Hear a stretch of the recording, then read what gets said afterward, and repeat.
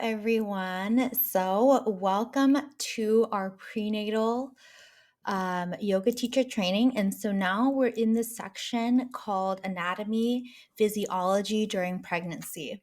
So, when you open up your course, you're going to go to this section and then you'll find a picture of what it looks like in the mom's stomach, uterus, basically where the baby lives. And you'll notice that there's a placenta, uterus, each thing kind of points to each section: cervix, rectum, anus, umbilical cord. I don't know why I was like immature about that, but you know what I mean. Fetus, amniotic fluid and sac, bladder, pelvic bones, urethra, and vagina. So let's go through the anatomy of the woman's body while she's pregnant.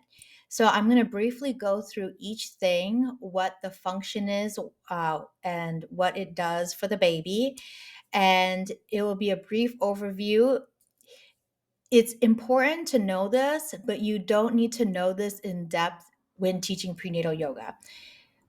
The person that really needs to know this in depth is their healthcare provider. So whether it be a midwife or doctor, if anything goes awry or needs special attention, please refer them out to someone who is very knowledgeable about that.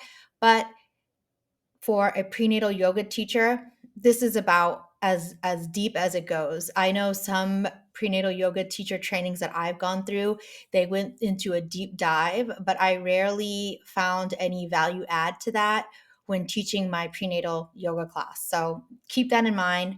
You don't need to be like PhD level of this. So let's start with the placenta. So, or actually, let's start with the uterus. So the baby is going to grow in the uterus. So as the baby grows, the uterus will expand as well. Sometimes people say the baby's in the stomach, kind of, but not really. It's the uterus, right? And then what happens as the uterus expands, the stomach goes upwards towards your rib cage, which is why it kind of makes prenatal women a little bit harder to breathe if they're like exercising, because their stomach is pushed up into their rib cage. So everything kind of condenses all the way up as baby grows. So inside the uterus, there is the placenta. I'm just going to go from top to bottom of this image here. I have it on the side here. That's why I keep looking up over there. So if you have it on your course, you can go along with me. I'll do it through the left and then the right. Okay. So the placenta. Placenta is a new organ that you have grown, a new organ that the moms have grown to deliver nutrients to the baby. So this is how the baby feeds.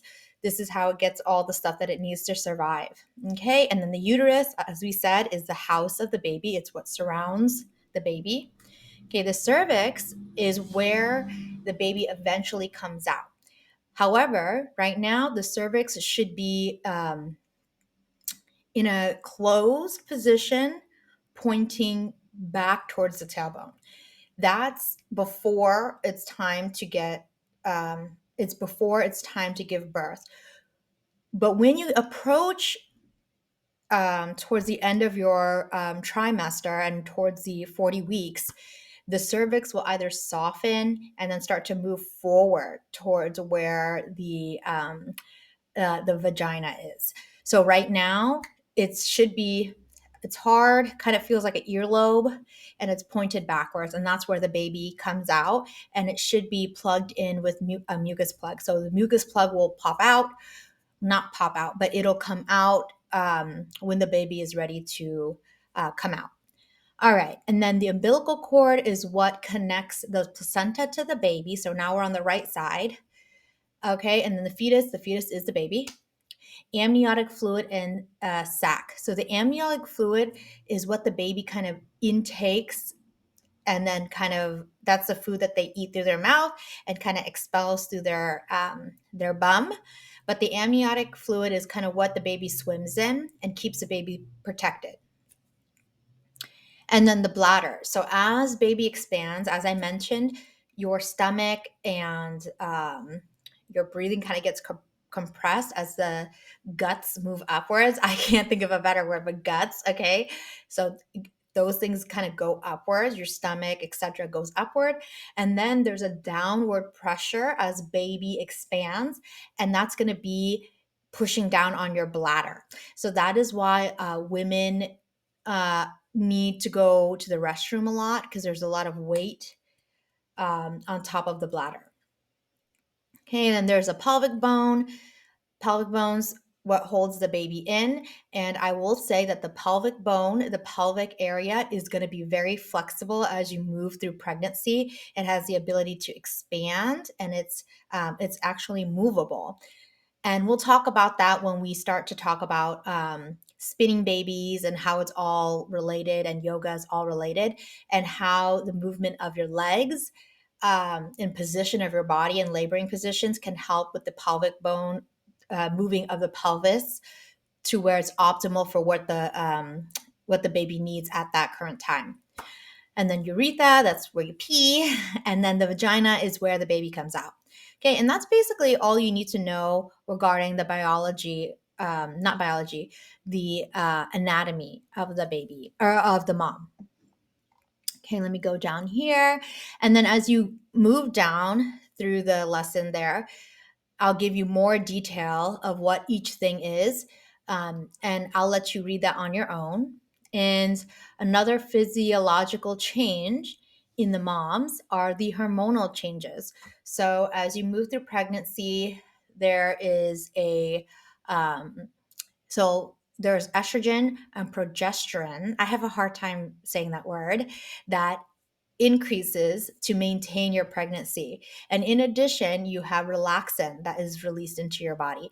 And relaxin is where the body kind of becomes more flexible. And it's becoming more flexible to make room for a baby. So if you're with an extra flexible mom, maybe, tell her to hold back on some of these stretchier poses. So be aware of that, and tell your students and make sure that they listen to their body and that they don't overstretch. Okay. So as I mentioned, cardiovascular system, you will find that you may get out of breath easier because of the growth of the baby. But in yoga, when you start to sequence your classes, make sure you do a lot of side stretches, okay? Side stretches to open up the rib cage so the moms can breathe a little bit deeper and wider and more of a 360 type breath in their rib cage. And what else? Okay, and then the other part of the anatomy is the pelvic floor. So the pelvic floor is what holds baby up. And in your classes, I will teach you how to sequence this or how to incorporate the pelvic floor exercise. So the pelvic floor, I like to say, imagine it as like a compass. So you want to be able to expand north and south of your pelvic floor and east and west. And that's something you can incorporate in your sequence.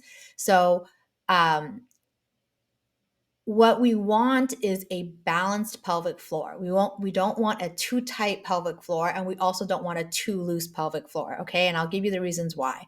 So you want a pelvic floor that's strong enough to hold baby as baby gets bigger. But then you also want a pelvic floor that's able to release when it's time to let baby go, okay? So make sure you incorporate that in your class. Okay, and then the digestive system. So when I was pregnant, I noticed that yes, some moms, I think in the first trimester, I did not feel like I had a great appetite, but later in my later second, third trimester, I was able to eat, but it took a long time to digest, and I was like super gassy. So that is normal, but yoga, moving your body, exercise does help with that. So if they do have some digestive system issues, yoga will help with that. And also if they're like super gassy, I was super gassy and yoga helped me with that. Okay. And what else? Yeah, and I think that's about it in the anatomy here. But if you want more detail, go ahead and read in detail each section of the anatomy there. But I think for prenatal yoga teachers, that's all you basically need to know. Just be aware of these different changes in the mom's body and then incorporate that into your class.